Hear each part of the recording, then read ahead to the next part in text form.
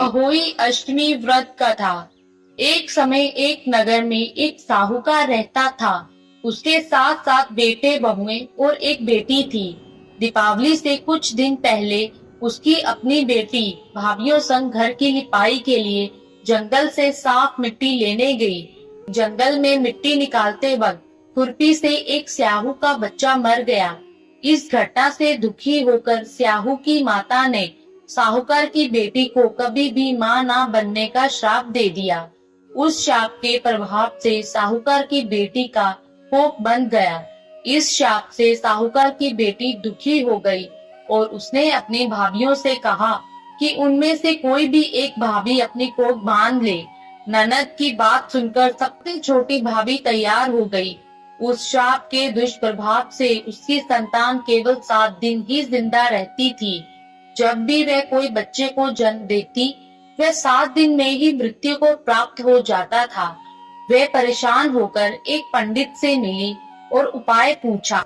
जब पंडित ने उन्हें सलाह दी कि सुरही गाय की सेवा करें, पंडित की सलाह मानकर उसने सुरही गाय की सेवा करनी शुरू की।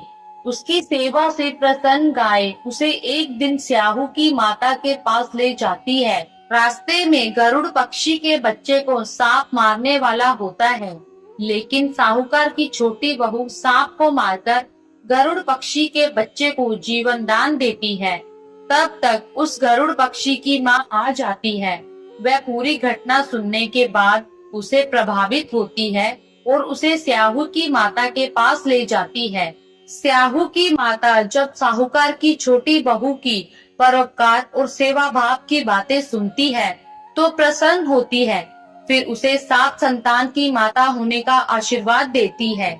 आशीर्वाद के प्रभाव से साहूकार की छोटी बहू को 7 बेटे होते हैं, जिससे उसकी 7 बहुएं होती है।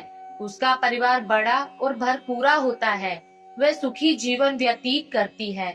दोस्तों, तो ये थी अहोई अष्टमी माता की कथा। धन्यवाद।